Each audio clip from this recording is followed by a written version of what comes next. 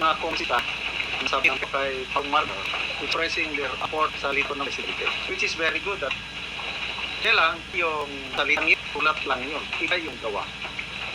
Ngayon, mismo na ang mainstream media, sila nang nakakaamoy na tila baga may banggaan na ang executive at saka legislative branch of government.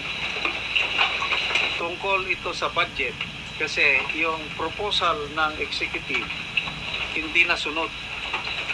Kaya yun ang tanong ng mainstream media, sino ang masusunod? Ang presidente o ang speaker of the house? So, okay. Pakinggan natin dito Pinoy Views and Opinion na vlog na ang basis niya yung balita ng mainstream media at bigyan natin ng reaksyon. Kaalaman na talaga mga kababayan kung sino talaga ang mas makapangyarihan. Ang presidente o ang speaker of the house with the first lady. Oh, ayon sa media mga kababayan nagpapaggaan na daw itong si BBM at si Tamba na para daw nagpapalakasan mga kababayan kung sino talaga ang masusunod sa kanila. Oh, Diyos mio, Marimar. Dahil, piling presidente na daw ito si Tambalus-dus mga kababayan Tapos ito si BBM, parang hindi marunong maging presidente. Panoorin po ninyo mga kababayan ng ulat, ha? Tila may nakaumang nabanggaan sa kauna-una. Wow, nagkakabanggaan ang mga nasa taas mga kababayan. Hindi nabanggaan ng presidente at vice-presidente dahil out na si Sara Duterte daw mga kababayan Dalawang dambuhalang ewan lang natin mga kababayan kung ano masasabi natin dito. Si BBM at si Tamba na ang nagbabanggaan Sa pagitan ng magpinsang Pangulong Bongbong Marcos Jr. at House Speaker Martin Romualdez. Kung ikaw, presidente mga kababayan, papayag ka, papanggain ka ng Speaker of the House mo? Pero sabi ni BBM mga kababayan Okay, speaking of Speaker of the House, panahon ni PRRD, Speaker noon si Pantaleon Alvarez. I don't know kung anong dahilan. Bigla na lang gumalaw itong si then Mayor Sara Inday Duterte. Biglaan naalis si Speaker Alvarez, pinalitan ni Congresswoman Gloria Macapagal Arroyo. Ganon katindi si then Mayor Inday Sara. So I don't know, dito ngayon, Speaker of the House na nagbabanggaan na daw sa Pangulo, ay kaya ba nilang tanggalin si Speaker Martin Romualdez? hindi daw nasunod ang kanyang gusto dito sa budget mga kababayan at pinagpipilitan talaga ni Tamba ang kanyang kagustuhan. Dito natin makikita mga kababayan kung sino talaga ang masusunod, ang Speaker of the House o ang Pangulo.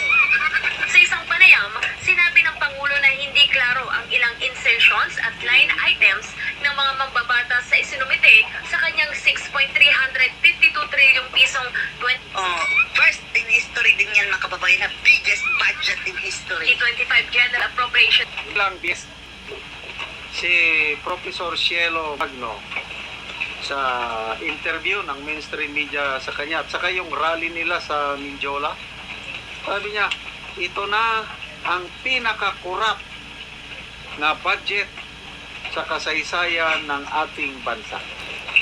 Bakit corrupt? Pinaka-corrupt? Dahil ngayon lang nangyari na naging zero subsidy ang PhilHealth. Pinapaniwalaan ba ng taong bayan yung guarantee or assurance ng Pangulo? Yun, PhilHealth. Tinapyasan, Department of Education, pag suway sa saligang batas, nakalagay sa batas ng may pinakamalaking budget should be the Education Department. Ngayon lang ito nangyari na mas malaki ang budget ng DPWH kaysa sa DepEd. Ano ba? Tinanggalan ng budget na itong AFP modernization. Tinanggalan ng budget DSWD, yung 4 Ps. Ang dami nilang tinapyas tapyas dito, tapyas doon. Tapos, anong dinagdagan? Ito, dinagdagan ng mga mambabatas yung pundo nila. Ang Senado, halos 1 billion ang naidagdag, samantala ang House of Representatives, 16 trillion lang ang propose, naging 33 billion.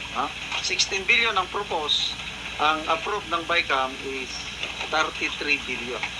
Grabe, more than 100% increase. Ano pa? Akap.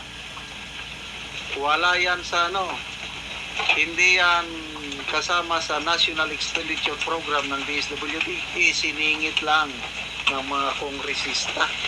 Kaya most corrupt budget sa kasaysayan ng bansa. Hindi lang pinakamalaki.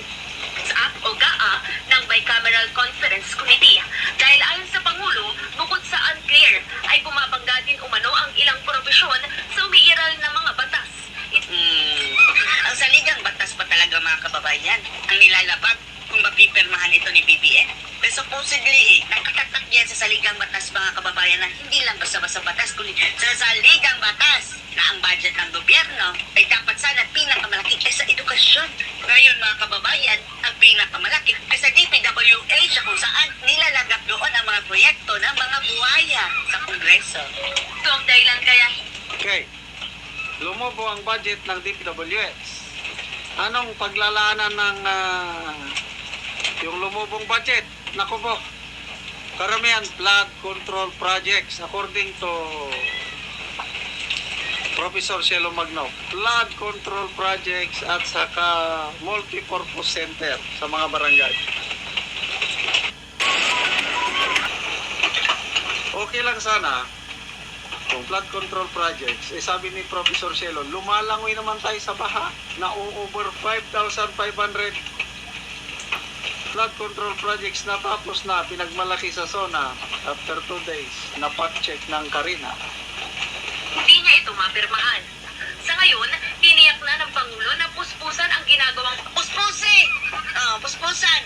Ang dali naman niya solusyonan mga kababayan kung talagang tatayong presidente ito si BBM mga kababayan at ginagamit ang kanyang kukote.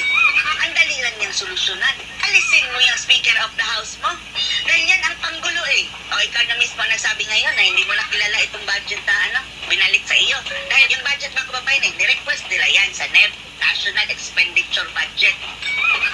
Tapos, pinaaprobahan doon sa Kongreso. Pagbalik sa kanya mga kababayan, iba na ang mukha. O binabangga ka sa iyong mga priorities. Kung ikaw, Presidente, magagalit ka talaga. Bakit? Sino ba Presidente dito? Ikaw? Yubag ka? Ipakita mo, BBM, kung sino talaga ang Presidente dito. Alisin mo yung tambalustos mo. Diba, mapabawasan ng kalahati mga kababayan. At least kalahati lang. Dahil ito problema na ating bansa mga kababayan. Kalahati tambalustos, kalahati kaya dyan BBM. Ikaw na lang ang problema, BBM, siguro natitira. May kalahati pa pala si Madam Lisa. Alright.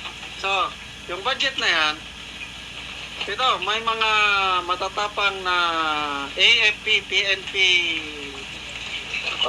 Coast Guard, Philippine Coast Guard, generals, admirals,